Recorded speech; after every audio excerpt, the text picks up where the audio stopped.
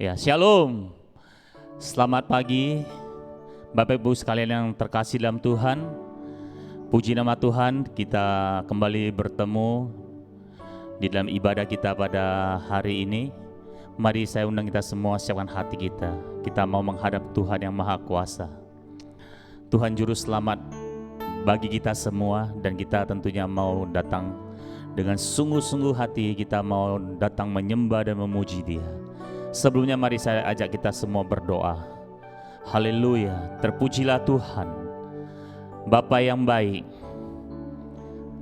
Kami bersyukur kepadamu Tuhan tentunya, dan layaklah Engkau dipuji disembah oleh setiap kami Tuhan.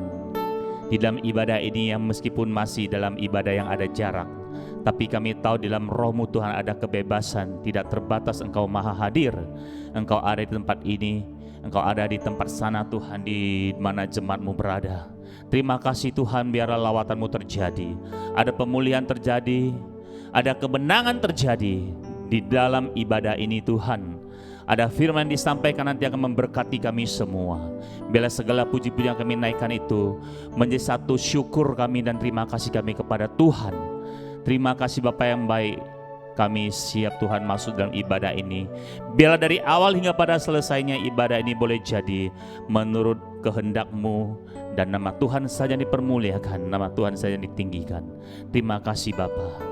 Dalam nama Yesus kami siap buka ibadah ini dan kami siap memuji Tuhan. Haleluya, kita semua katakan amin. Mari Bapak Ibu sekalian terkasih dalam Tuhan, saudara-saudara yang terkasih dalam Tuhan, kita angkat pujian ini. Ada Yesus yang selalu peduli, ada Yesus yang selalu mengerti, dan Dia baik bagi kita semua. Oh, terima kasih Tuhan, terima kasih buat kebaikan-Mu. Ada Yesus yang selalu peduli, ada Yesus yang selalu mengerti. Dia buktikan dengan cinta, Dia berikan nyawanya bagi kita. Ada Yesus yang selalu peduli, ada Yesus yang selalu mengerti. Dia buktikan dengan cinta, Dia berikan nyawanya bagi kita. Oh Yesus mati bagiku, memberikan nyawa-Mu bagi hidupku. Darah-Mu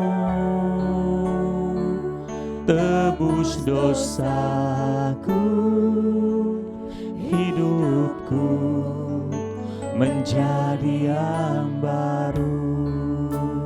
Sama-sama kita angkat pujian ini. Lebih sungguh lagi katakan, ada Yesus yang selalu peduli, ada Yesus yang selalu mengerti. Oh, Dia buktikan dengan cinta. Terima kasih Tuhan, Dia berikan nyawanya bagi kita. Oh Yesus mati bagiku. Haleluya, amin. Darah-Mu Tuhan tebus haleluya. Hidupku sekali lagi, oh Yesus, oh Yesus mati bagiku. Terima kasih Tuhan. Amin. Kami bersyukur. Darah-Mu Tuhan. Amin. Ini pengakuan kami Tuhan.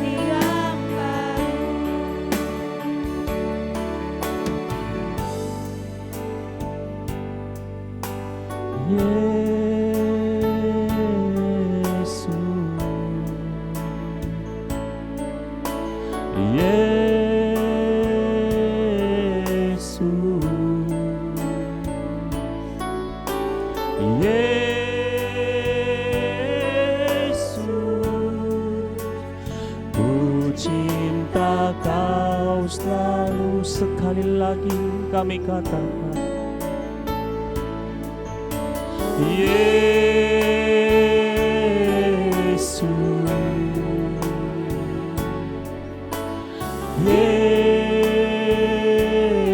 Yesus,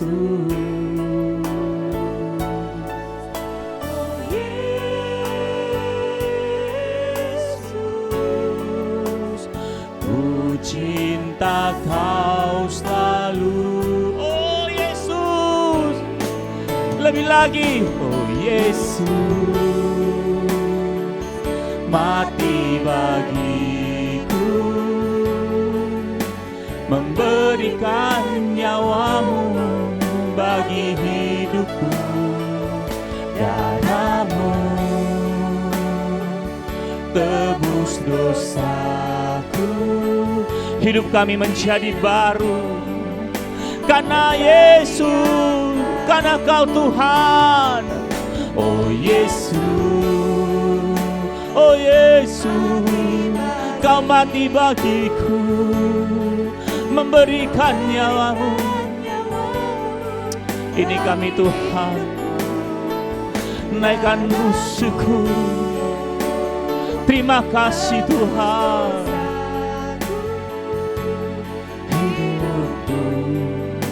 Menjadi, mari kita sembah Dia, Yesus, Yesus Tuhan. Kau satu-satunya Tuhan, Juru Selamat kami Tuhan. Haleluya, haleluya, haleluya. Terima kasih Tuhan buat kasih-Mu, buat kebaikan-Mu. Oh, kami ada ini Tuhan untuk menyembah Kau, untuk menyembah Kau Tuhan. Oh Yesus.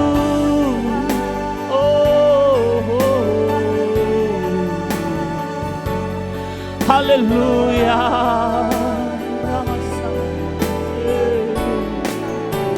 Kami bersyukur, bersyukur dan bersyukur karena Kau terlalu baik dan Kau sangat baik Tuhan. Ini kami Tuhan memuji-Mu, mengagungkan Engkau. Kau yang layak terima sembah. Dan biar segala yang bernafas memuji Kau Tuhan. Oh Yesus, oh Yesus, oh Yesus, mati bagiku, memberikan nyawa-Mu bagi hidupku. Darah-Mu tebus dosa. Hidupku menjadi baru. Kami ini Kau jadikan baru Tuhan. Sekali lagi kita semua naikkan. Oh Yesus, mati bagiku, memberikan nyawa. Amin. Yes, darah-Mu. Oh, oh.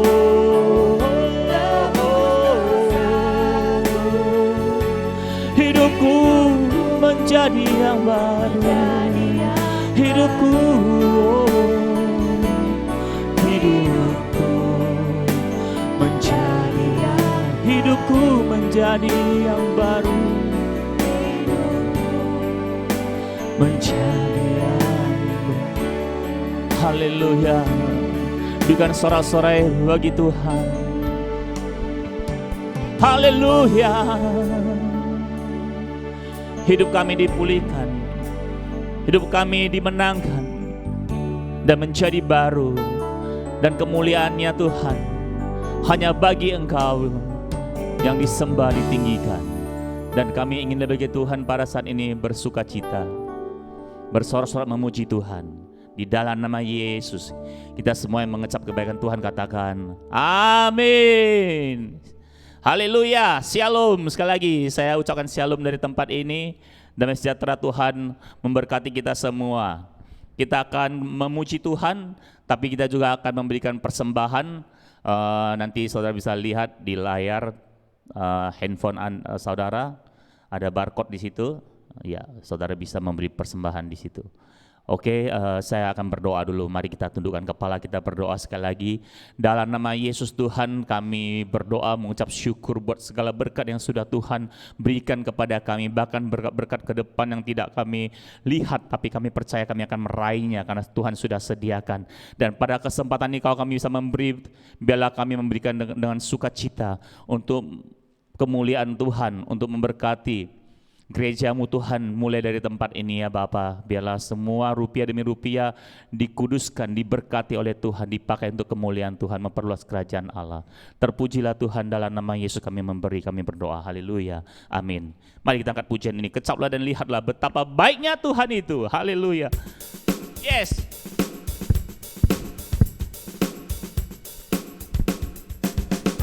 Hey.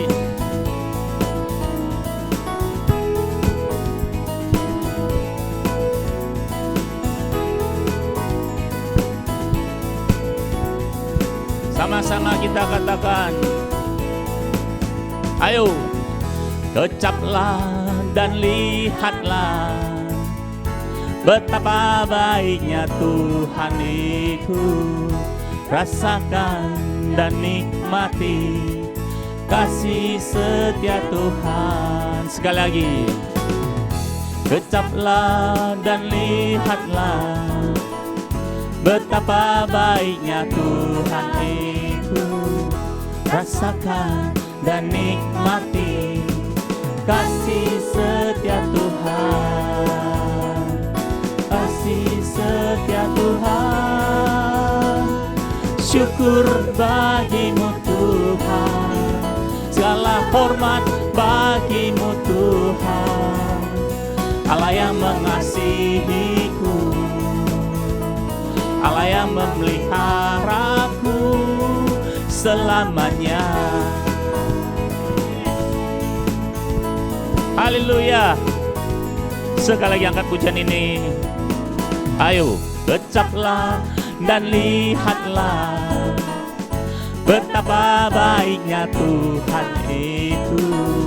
Rasakan dan nikmati kasih setia Tuhan. Syukur, syukur bagimu Tuhan, segala hormat bagimu Tuhan. Allah yang mengasihiku, Allah yang memelihara. Syukur, syukur bagimu Tuhan, segala hormat bagimu Tuhan. Allah yang mengasihiku, Allah yang memeliharaku selamanya, selamanya, selamanya. Sekali lagi katakan selamanya, selamanya. Yes, selamanya. Besar kasih setia Tuhan bagi kita semua, bagi jemaat Gereja Anugerah Bethesda. Kami percaya Tuhan terus memberkati, Tuhan terus menolong kita semua sekalipun keadaan yang begitu sulit saat ini. Tapi anak-anak Tuhan yang sungguh-sungguh percaya dan mengandalkan Tuhan, pasti ada perlindungan Tuhan yang nyata. Katakan amin, haleluya. Dan saat ini kita akan menerima firman Tuhan. Siapkan hati kita, lebih sungguh lagi kita akan diberkati oleh Tuhan, dan lebih sungguh lagi kita akan dengarkan firman Tuhan. Ini bagian yang terbaik, mari. Biarlah hati kita tetap percaya dan senantiasa percaya bahwa firman-Nya ya dan amin, bahwa Tuhan tidak pernah gagal, bahwa Dia baik sekalipun mungkin kita dalam kesulitan, di dalam tekanan, tapi kita harus tetap percaya bahwa Yesus itu nyata dan sungguh-sungguh ada dan pasti menolong kita. Haleluya.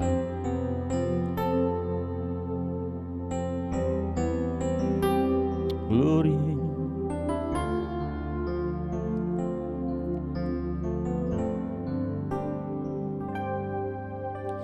Saat ku tak melihat jalan-Mu, saat ku tak mengerti rencana-Mu, namun tetap ku pegang janji-Mu.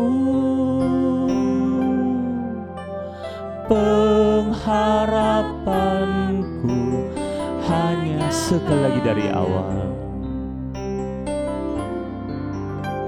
Saat ku tak melihat jalan-Mu, saat ku tak mengerti rencana-Mu, namun tetap ku pegang janji-Mu.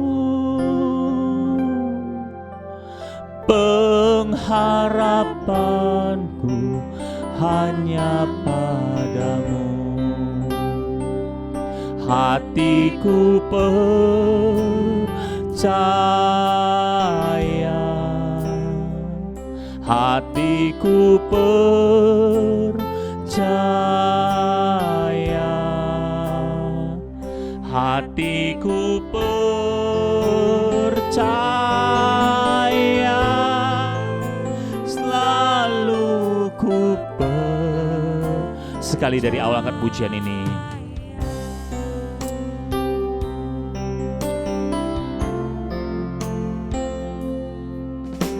Saat ku tak melihat jalan-Mu, saat ku tak mengerti rencana-Mu, namun tetap ku pegang janji-Mu. Pengharapanku hanya padamu. Hatiku percaya,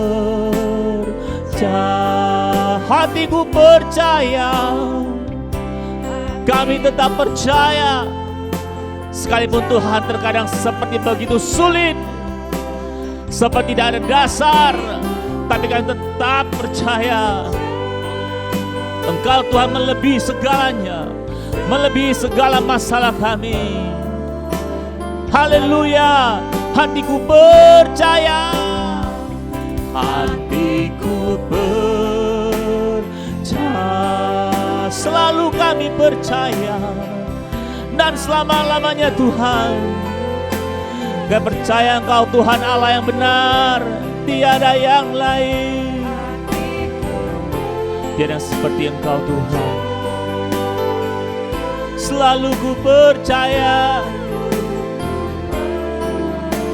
sekali lagi katakan, selalu ku percaya,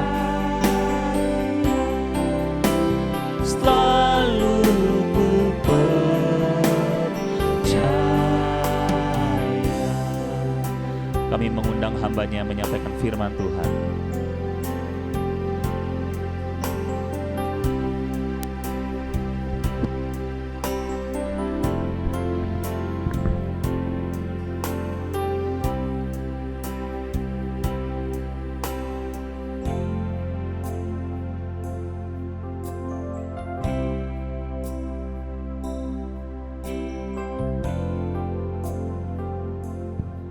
Haleluya.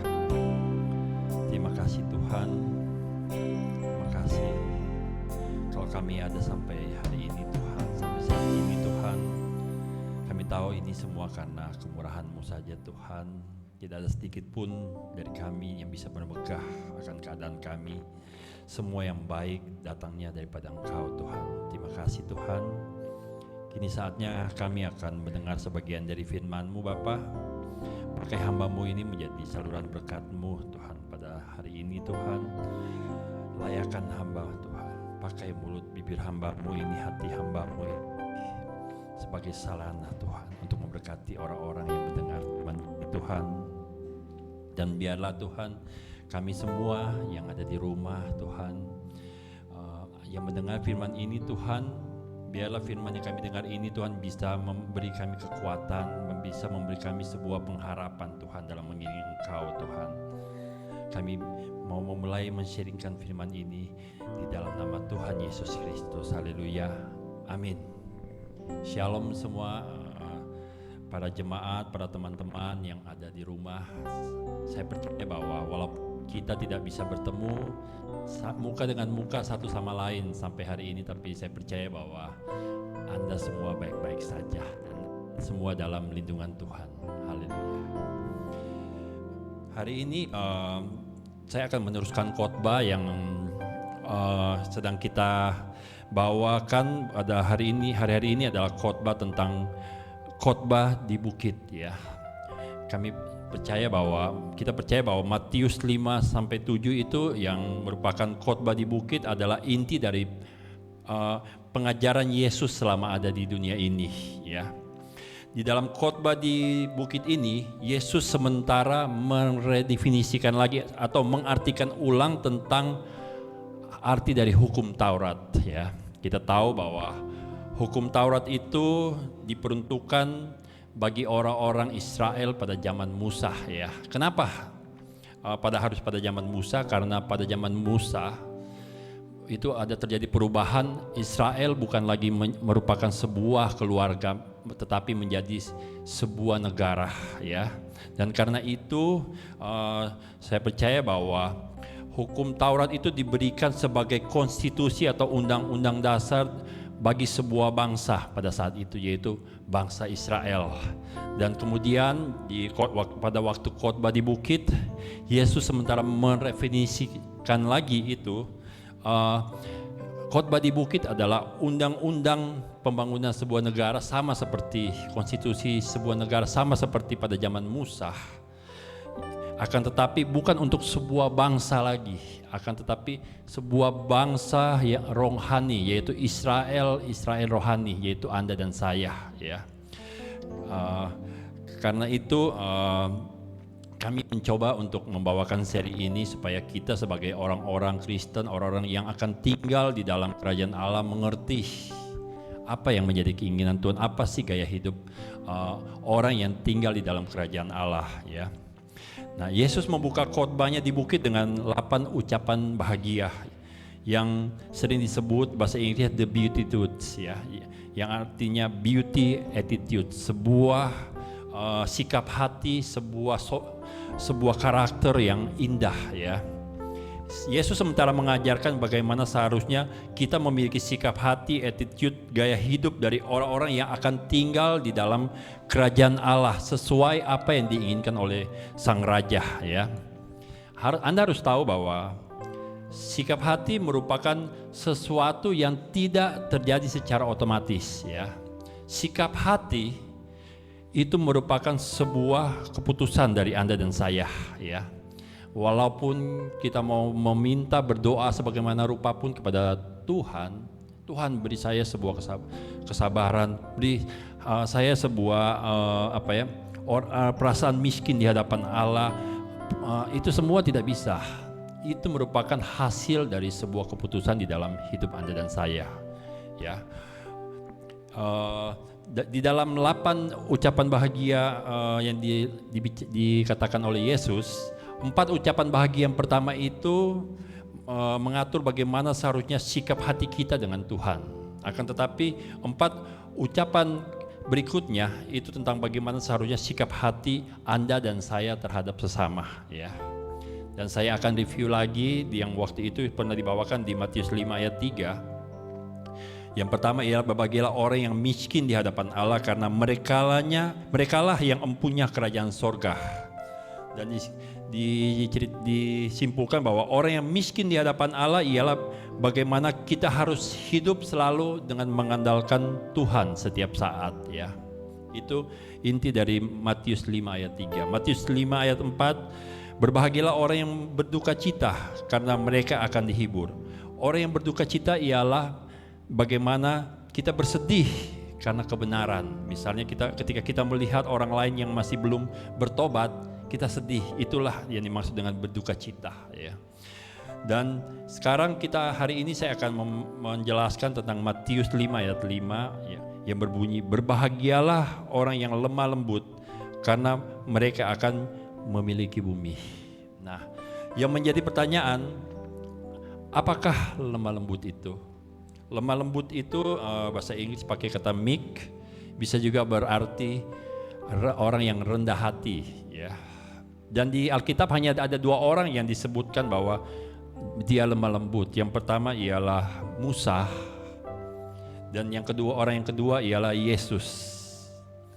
Nah, lemah lembut bukan berarti penakut, ya. Kalau berarti penakut, hari itu Musa dengan beraninya menghadap kepada Firaun, orang yang paling berkuasa pada saat itu.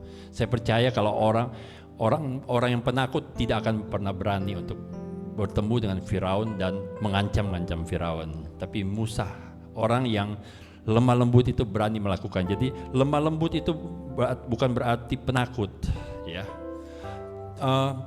Dan juga bukan berarti lemah, ya. Bukan berarti mudah dikendalikan yang kedua. Karena kita tahu bahwa Musa juga bukan orang yang mudah dikendalikan. Bahkan dia sering terjadi konflik dengan orang Israel pada waktu itu karena Musa tidak mau dikontrol oleh mereka. Tidak semua keinginan orang Israel itu dituruti oleh Musa. Karena itu Musa sering kalau kita baca sering terjadi konfrontasi dengan orang-orang Israel pada saat itu. Dan juga apakah lemah lembut itu juga bukan orang yang tidak boleh marah, ya. Kita tahu bahwa Yesus suatu waktu pernah marah dan dia memporak-porandakan orang-orang yang sedang berjualan di Bait Allah, ya. Lemah lembut juga bukan orang yang artinya berjalan lemah gemulai, ya. Bukan yang cara jalannya begini yang bukan seperti laki-laki, ya. Lemah lembut itu bukanlah penyangkalan akan kelebihan atau kekuatan kita, akan tetapi kesediaan kita untuk mengakui kelemahan Anda dan saya, ya. Saya ulangi, lemah lembut bukanlah penyangkalan akan kelebihan atau kekuatan kita, akan tetapi kesediaan Anda dan saya untuk mengakui kelemahan kita, ya. Kalau Anda memang pintar, ya Anda pintar. Anda tidak perlu harus merendahkan diri, ya, bilang Anda bodoh, ya. Akan tetapi tanpa kerendahan hati kita tidak akan bisa melihat mujizat Tuhan, ya. Kita ingat kisah Naaman, kalau dia tidak rendah hati dan mau mencelupkan dirinya 7 kali di sungai Yordan, dia tidak akan menerima mujizat dari Tuhan, ya. Nah, hari ini kita akan belajar apa sih itu lemah lembut dari kedua tokoh ini. Yang pertama dari Yesus, ya. Di Matius 11 ayat 29 bertulis begini, Yesus pernah berkata begini, "Pikulah kuk yang kupasang dan belajarlah padaku, karena aku lemah lembut dan rendah hati, dan jiwamu akan mendapat ketenangan." Ya, Yesus sendiri mengatakan bahwa Yesus adalah seorang yang lemah lembut. Kemudian kita tahu di Lukas, kita baca di Lukas 9 ayat 51 sampai 56, mungkin tidak perlu, saya akan ringkas saja supaya mempersingkat waktu. Ketika itu Yesus akan berangkat ke Yerusalem, ya, diceritakan. Kemudian ketika mereka akan ke Yerusalem, mereka mereka sampai di sebuah desa orang Samaria. Kemudian Yesus mengutus murid-muridnya untuk mempersiapkan segala sesuatu baginya di sana. Akan tetapi di cerita itu orang-orang Samaria itu ternyata tidak mau menerima dia. Mereka menolak Yesus. Dan ketika dua muridnya waktu itu yaitu Yakobus dan Yohanes melihat hal itu, mereka pun berkata kepada Yesus, "Tuhan, apakah engkau mau supaya kami menyuruh api turun dari langit dan membinasakan mereka?" Dan saya percaya kalau Yesus mau melakukannya, itu akan bisa terjadi karena Elia pun atau Elisa pernah melakukannya pada saat itu, pada waktu dulu. Kemudian diceritakan akan tetapi Yesus berpaling dan menegur kedua muridnya itu. Lalu mereka pergi ke desa lain.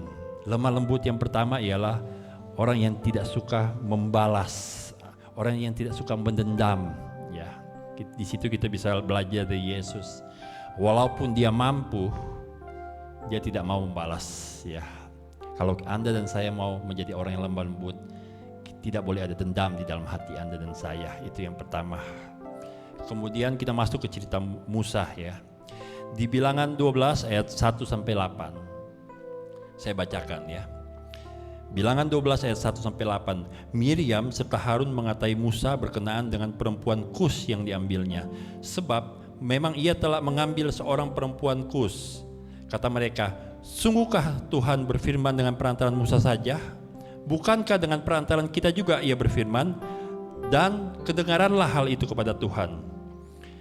Adapun Musa ialah seorang yang sangat lembut hatinya, lebih dari setiap manusia yang ada di atas muka bumi. Lalu berfirmanlah Tuhan dengan tiba-tiba kepada Musa, Harun dan Miriam, "Keluarlah kamu bertiga ke kemah pertemuan." Maka keluarlah mereka bertiga. Lalu turunlah Tuhan dalam tiang awan dan berdiri di pintu kemah itu, lalu memanggil Harun dan Miriam. Maka tampillah mereka keduanya. Lalu berfirmanlah ia, "Dengarlah firmanku ini, jika di antara kamu ada seorang nabi, maka aku, Tuhan akan menyatakan diriku kepadanya dalam penglihatan. Aku berbicara dengan dia dalam mimpi. Bukan demikian hambaku Musa, seorang yang setia dalam segenap rumahku. Berhadap-hadapan aku berbicara dengan dia terus terang, bukan dengan teka-teki, dan ia memandang rupa Tuhan. Mengapa kamu tidak takut mengatai hambaku Musa?" Diceritakan bahwa Miriam dan Harun mengata-ngatain Musa hanya karena Musa mengambil seorang perempuan Kus. Ya, perempuan Kus itu orang yang hitam lah ya, negro ya. Nah, kemudian dikatakan akhirnya Tuhan mendengar perkataan itu dan kemudian dia turun dan bertemu dengan mereka bertiga. Ada beberapa pelajaran yang bisa kita ambil tentang lemah lembutnya Musa ya. Yang kedua, lemah lembut adalah orang yang menghargai orang lain lebih dari diri sendiri ya. Orang yang lemah lembut adalah orang yang menghargai orang lain lebih dari diri sendiri. Di situ diceritakan tadi bahwa Miriam dan Harun mengatai Musa ya. Tapi di cerita itu tidak sedikit pun Musa pernah menunjukkan sikap yang arogan ya, atau tidak hormat kepada kedua orang itu ya. Anda bayangkan seorang pemimpin besar, orang yang memimpin seluruh bangsa Israel keluar dari Mesir pada saat itu dikata-katai. Tapi pada hari itu kita harus belajar Musa sekalipun tidak pernah bertindak arogan ya. Filipi 2 ayat 3 berkata, "Dengan tidak mencari kepentingan sendiri atau puji-pujian yang sia-sia, sebaliknya hendaklah dengan rendah hati yang seorang menganggap yang lain lebih utama daripada dirinya sendiri." Ya, inilah kelemah lembutan yang kedua. Orang yang menghargai orang lain lebih dari diri sendiri. Yang ketiga, orang yang lemah lembut ialah orang yang mampu untuk mengontrol emosi ya. Kita lihat saya bisa bayangkan hari itu ketika dikata-katain. Bisa aja Musa hari itu dalam hatinya marah ya. Bagaimana sih dikata-katain? Akan tetapi kita bisa belajar bahwa lemah lembut itu bukanlah tanda bahwa orang itu lemah, ya. Lemah lembut bukanlah tanda orang yang lemah, akan tetapi sebuah tanda bahwa orang itu kuat. Orang yang mampu mengontrol emosi adalah orang yang kuat. Kalau Anda dan saya lemah, orang yang lemah, tidak mungkin kita bisa mengontrol emosi kita, ya. Dan kalau kita baca yang tadi, hari itu Musa tidak pernah mengeluarkan satu patah kata pun dari dirinya, dari mulutnya untuk membela diri, ya. Orang yang lemah lembutnya ketiga ialah orang yang mampu untuk mengontrol emosi, ya. Kemudian kalau kita baca di Mazmur 37 ayat 11 berkata begini, tetapi orang-orang yang rendah hati akan mewarisi negeri. Mirip kan dengan apa yang dikatakan Yesus, orang yang lemah lembut akan memiliki bumi.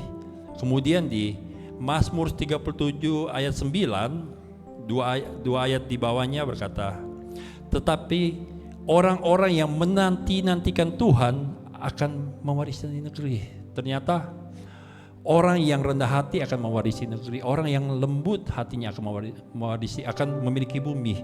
Dan orang yang menanti-nantikan Tuhan akan memiliki bumi. Dengan kata lain bahwa orang yang lemah lembut, yang keempat ialah orang yang menanti-nantikan Tuhan, ya. Dan kita lihat di cerita itu bahwa Musa hari itu tidak melakukan apa-apa terhadap Miriam dan Harun, ya. Dia hanya diam. Akan tetapi Tuhanlah yang turun tangan membela Musa, ya. Di situ kita bisa belajar bahwa ketika Anda dan saya tidak berusaha untuk membela diri kita, maka Tuhanlah yang akan membela kita, ya. Kalau kita sudah turun tangan, maka Tuhan tidak akan turun tangan. Kita harus belajar, ya. Kemudian yang kita baca tadi bahwa ayat 1 yaitu Miriam serta Harun mengatai Musa berkenan dengan perempuan Kus yang diambilnya, sebab memang ia telah mengambil seorang perempuan Kus. Itu dijawab di ayat 4 dan 5. Kemudian direspon Tuhan, lalu berfirmanlah Tuhan dengan tiba-tiba kepada Musa, Harun dan Miriam, keluarlah kamu bertiga ke kemah pertemuan. Maka keluarlah mereka bertiga. Lalu turunlah Tuhan dalam tiang awan dan berdiri di pintu kemah itu, lalu memanggil Harun dan Miriam. Maka tampillah mereka keduanya. Jadi ketika ayat 1 dijawab oleh ayat 4 dan 5. Kemudian ayat 2 yaitu kata mereka, sungguhkah Tuhan berfirman dengan perantaraan Musa saja? Bukankah dengan perantaraan kita juga ia berfirman? Dan kedengaranlah hal itu kepada Tuhan. Ayat 2 ini direspon oleh ayat 6 dan 8, yaitu lalu berfirmanlah ia, dengarlah firmanku itu, jika di antara kamu ada seorang nabi, maka aku Tuhan menyatakan diriku kepadanya dalam penglihatan. Aku berbicara dengan dia di dalam mimpi. Berhadap-hadapan aku berbicara dengan dia terus terang, bukan dengan teka-teki. Dan ia memandang rupa Tuhan. Mengapa kamu tidak takut mengatai hamba-Ku Musa? Jadi ketika Miriam dan Harun berkata bahwa apakah Tuhan hanya mampu berfirman hanya lewat Musa saja? Tuhan bisa kok. Kita juga seorang nabi. Kita juga bisa, Tuhan bisa berbicara melalui kami. Kemudian di ayat 6 dan 8 itu Tuhan menjawab bahwa ya benar, saya akan berbicara mengenai melalui kalian itu para nabi hanya melalui dengan penglihatan dan mimpi. Tetapi kepada Musa hamba-Ku, kata Tuhan, aku berbicara muka dengan dia. Aku berbicara tidak dengan teka-teki, tetapi langsung.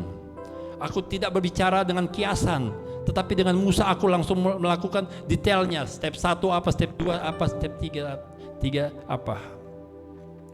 Tuhan menjawab itu. Kemudian di ayat 3, ayat 3 ini menjadi sesuatu yang unik, ya. Karena itu merupakan penambahan dari penulis dan bukan bagian dari cerita, ya. Ketika habis mereka berkata itu, tiba-tiba ada tertulis di ayat 3, adapun Musa ialah seorang yang sangat lembut hatinya, lebih dari setiap manusia yang di atas muka bumi. Jadi dari cerita itu tiba-tiba ayat 3 ada sebuah kata yang tidak berhubungan dengan apa yang terjadi hari itu. Hanya menjelaskan bahwa Musa adalah seorang yang sangat lembut hatinya. Lebih dari setiap manusia yang di atas muka bumi. Nah, kemudian ayat 7 ternyata menjelaskan apa yang ada di ayat 3. Dijelaskan begini, apakah lemah lembut itu? Bukan demikian hambaku Musa, seorang yang setia di dalam segenap rumahku, ya. Dengan kata lain, lembut di sini artinya apa? Orang yang lembut ialah Musa dikatakan lembut bagi Tuhan karena Musa adalah orang yang ditemukan setia di dalam rumah Tuhan menurut ayat 7, ya. Jadi kalau kita perhatikan lagi kata setia di dalam rumah Tuhan itu dipakai kata yang berarti aman. Aman artinya bisa dipercaya. Lemah lembut yang ketiga artinya orang yang lemah lembut adalah orang yang bisa dipercaya. Dengan kata lain, Musa adalah orang yang tidak akan pernah mengambil sesuatu yang bukan miliknya, ya. Seperti contoh yaitu Yusuf di rumah Potifar. Yusuflah yang mengatur semuanya, ya. Kenapa Yusuf diberikan wewenang untuk mengatur semuanya? Karena Potifar merasa aman, ya, bahwa sang tuan percaya bahwa di hati sang hamba hanya ada sang tuan itu sendiri, ya. Karena itu sang tuan itu merasa aman, ya. Aman di sini artinya Tuhan bisa mempercayakan kepada Anda dan saya banyak hal. Akan tetapi banyak hal yang Tuhan percayakan kepada kita tidak akan pernah memiliki hati kita. Kenapa? Karena hati dan hidup kita hanyalah milik Tuhan, ya. Jadi walaupun Anda dan saya memiliki kekayaan, tapi saya percaya orang yang lemah lembut, kekayaan itu tidak akan pernah memiliki Anda dan saya, ya. Karena hati dan hidup kita adalah milik Tuhan. Itulah ya, lemah lembut, orang yang lemah lembut yang kelima yaitu orang yang bisa dipercaya. Kemudian dikatakan bahwa mereka akan memiliki bumi adalah sebuah janji bagi orang yang lemah lembut, supaya orang yang lemah lembut tetap memiliki kekuatan dan pengharapan untuk tetap lemah lembut. Di 1 Korintus 3 ayat 21-23 berkata begini, karena itu janganlah ada orang yang membegahkan dirinya atas manusia, sebab segala sesuatu adalah milikmu. Baik Apolos, Paulus maupun Kefas, baik dunia hidup maupun mati, baik waktu sekarang maupun waktu yang akan datang, semuanya kamu punya. Tetapi kamu adalah milik Kristus dan Kristus adalah milik Allah. 1 Korintus 3 ayat 21-23 ada sesuatu yang aneh, sebab dikatakan bahwa segala sesuatu adalah milikmu. Itu di ayat 21. Di ayat 22 dikatakan semuanya kamu punya, ya. Di ayat 23 berkata karena kamu adalah milik Allah, dengan kata lain bahwa ketika kita menjadi milik Allah, hati kita milik Kristus, maka semuanya adalah milik kita semua. Seluruh dunia sesuai dengan janji Tuhan. Saya teringat dengan perumpamaan anak yang hilang ketika anak yang bungsu kembali dan papanya menyembelih lembu tambun, kemudian membuat sang kakak marah. Kenapa? Kepada dia sama sekali ayahnya tidak pernah menyembelih, tidak pernah memberikan sesuatu apapun. Tetapi adiknya yang sudah menghabiskan harta berfoya-foya ketika kembali kok malah ayahnya begitu senang sampai menyembelih lembu tambun. Kalau saya ingat hari itu sang ayah berkata dengan kata lain bahasa saya begini, adikmu kita hanya sembelih satu lembu tambun, tapi apalah artinya itu ketika semua peternakan ini adalah punya kamu, ya. Banyak kita tidak tidak memiliki hati sebagai seorang yang dipercayakan Tuhan, ya. Kita sering masih merasa sirik dengan orang lain mungkin. Wah, kok kenapa orang lain lebih hebat? Kenapa Tuhan pakai orang lain lebih ini? Tapi percayalah bahwa kalau hati dan milik Anda, hati dan hidup kita sudah kita serahkan kepada Tuhan, maka dunia ini adalah milik kita semua. Mari kita persiapkan diri kita. Kita hari ini akan mengadakan perjamuan kudus.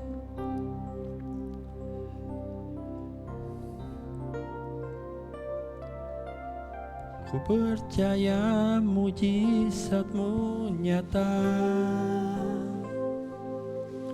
selalu ada, tak pernah berubah. Namun aku lebih perlukan kekuatan-Mu menopang hidupku. Ku percaya berkat-Mu melimpah, takkan pernah kekurangan aku. Namun aku lebih perlu hati yang bersyukur, hati yang percaya bahwa segalanya akan indah pada waktunya. Haleluya. Hari ini kita belajar untuk menjadi orang yang lemah lembut. Lemah lembut adalah sebuah keputusan dari sikap hati Anda dan saya. Itu tidak akan pernah terjadi langsung aja. Lemah lembut adalah hasil dari sebuah proses hidup, ya. Ketika kita hidup, kita belajar bagaimana untuk hidup dengan orang lain, bagaimana kita belajar untuk hidup dengan Tuhan. Kemudian kita mengambil sebuah keputusan bahwa saya ingin menjadi orang yang lemah lembut. Lemah lembut adalah orang yang tidak suka membalas orang lain, menendam. Lemah lembut adalah orang yang menghargai orang lain lebih dari diri sendiri. Walaupun orang itu berdosa, orang itu tidak pantas mungkin bagi kita, tapi kita harus menghargai orang lain itu. Yang ketiga, orang lemah lembut adalah orang yang mampu untuk mengontrol emosi kita, ya. Hanya orang kuatlah yang mampu mengontrol emosi. Yang keempat, orang yang lemah lembut ialah orang yang menanti-nantikan Tuhan, ya. Kita harus biarkan Tuhan yang bertindak. Janganlah kita mengambil apa yang menjadi hak Tuhan. Apa yang Tuhan mau kerjakan, kita sudah lakukan dulu. Jangan. Walaupun mungkin berat, kita harus belajar sabar, ya. Sabar. Tuhan akan turun tangan. Dan yang kelima, orang yang lemah lembut hatinya ialah orang yang bisa dipercaya. Pertanyaan hari ini, maukah kita semua menjadi orang yang lemah lembut seperti yang Tuhan inginkan? Karena itu adalah karakter orang-orang yang ada di dalam kerajaan Allah, ya. Ayo, kalau Tuhan minta kita lakukan itu, karena Dia tahu bahwa Anda dan saya itu mampu, ya. Kalau kita semua tidak mampu, maka Tuhan tidak akan pernah meminta itu daripada kita, ya. Siapkan hati kita. Kita akan masuk ke dalam. Kita bereskan apa semua hati kita, ya, supaya kita layak makan sehidangan dengan Tuhan. Ku mencari wajah-Mu, Yesus kekasihku, bukan karena apa yang Kau buat, tapi tapi karena cintamu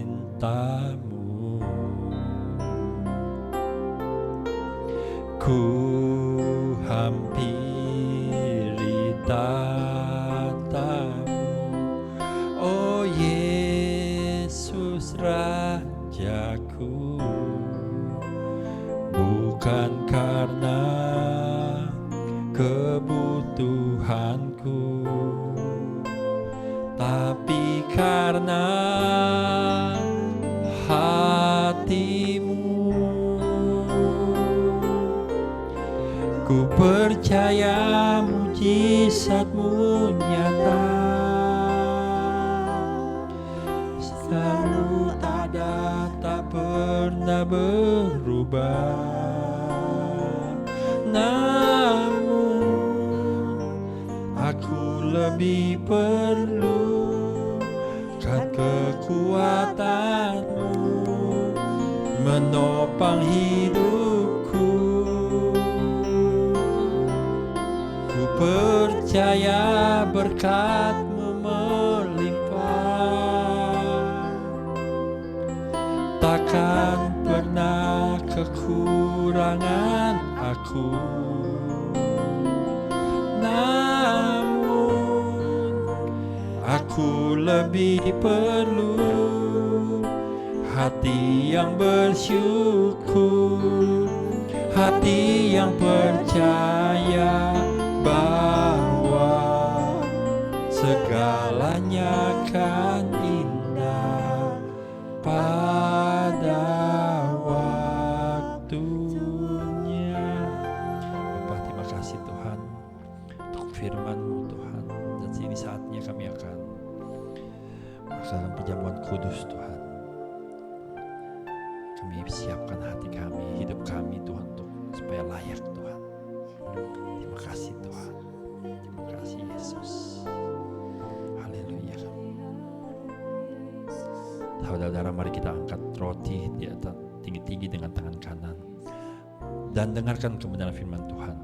Sebab apa yang telah aku teruskan kepadamu telah aku terima dari Tuhan Yesus. Pada malam waktu ia diserahkan, mengambil roti dan sudah itu ia mengucap syukur atasnya. Ia memecah-mecahkannya dan berkata, inilah tubuhku yang diserahkan bagi kamu. Perbuatlah ini menjadi peringatan akan aku. Kita makan roti ini yang adalah lambang dari tubuh Yesus. Di dalam nama Tuhan Yesus Kristus. Haleluya.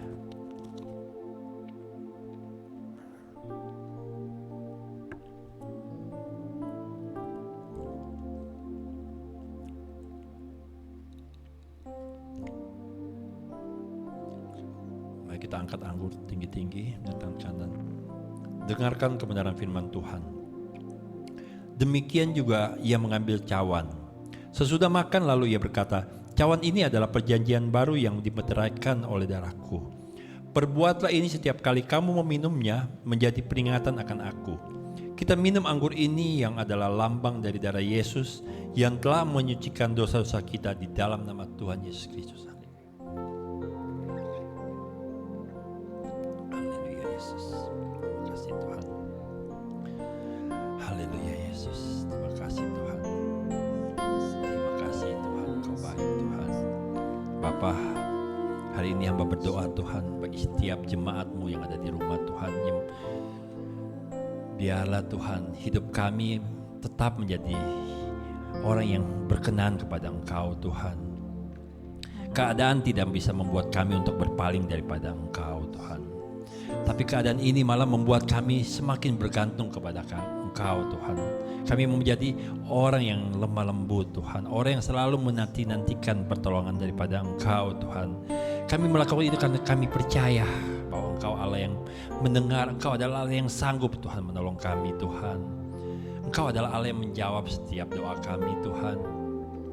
Setiap hari ini kalau ada jemaat-jemaat yang sedang sakit Tuhan, kami percaya Engkau adalah Allah yang sanggup menyembuhkan. Engkau adalah Allah yang perhatikan orang-orang yang sakit Tuhan. Engkau mau menyembuhkan mereka Tuhan. Kami percaya Tuhan sembuhkan orang-orang yang sakit Tuhan. Sembuhkan jemaat-jemaat siapapun Tuhan yang kami tahu sedang sakit Tuhan. Hari ini kami teringat dengan siapa Tuhan dalam hati kami Tuhan. Sembuhkan mereka, orang yang kami ingat ini Tuhan. Orang yang ada di dalam hati kami Tuhan, sembuhkan mereka semua Tuhan. Baik orang-orang juga yang tidak kami kenal juga Tuhan. Mungkin yang saat ini sedang terbaring sakit, sedang isolasi mandiri Tuhan, sedang ada di rumah sakit Tuhan, tolong mereka Tuhan.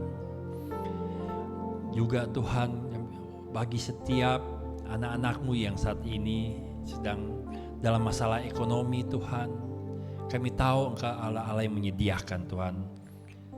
Kepada siapa lagi Tuhan kami bisa lari Tuhan, hanya selain daripada kepada Engkau saja Tuhan. Kami percaya bahwa Engkau adalah Yehova Jireh, Allah yang menyediakan segala keperluan kami Tuhan. Bapa, tolong setiap anak-Mu Tuhan di dalam ekonomi Tuhan.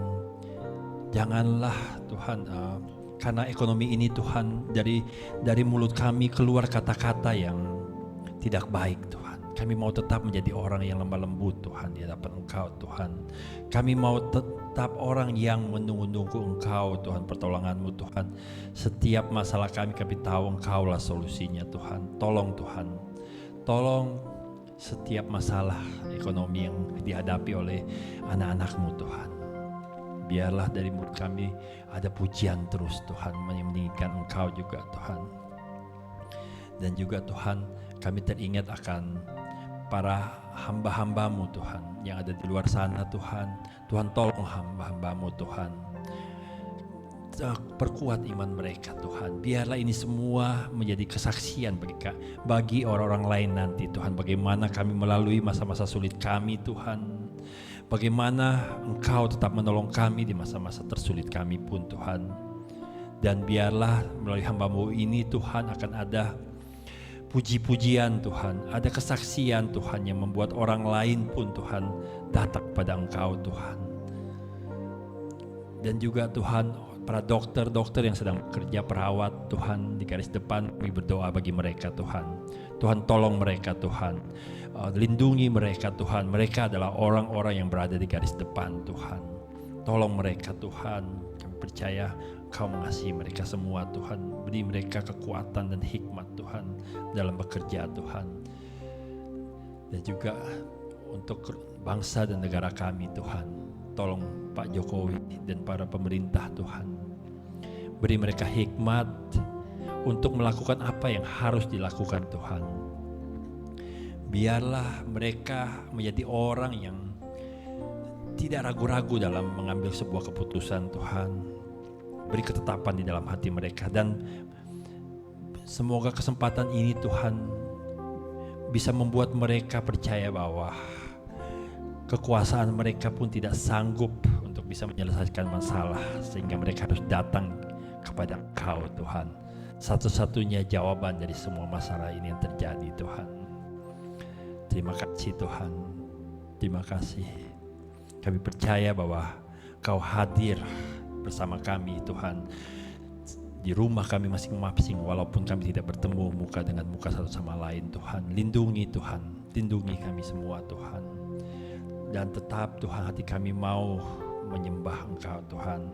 Saudara, mari kita angkat tangan dan terimalah berkat Tuhan, kasih karunia dari Allah Bapa di dalam Yesus Kristus, di dalam persekutuan dengan Roh Kudus, kiranya menyertai kita sekarang dan sampai selama-lamanya. Haleluya.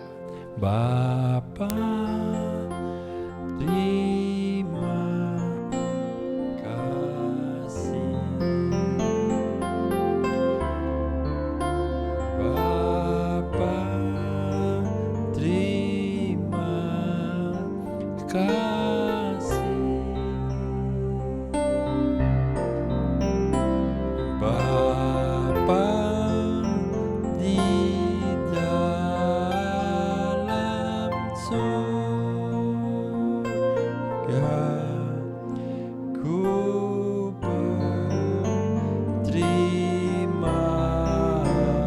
kasih.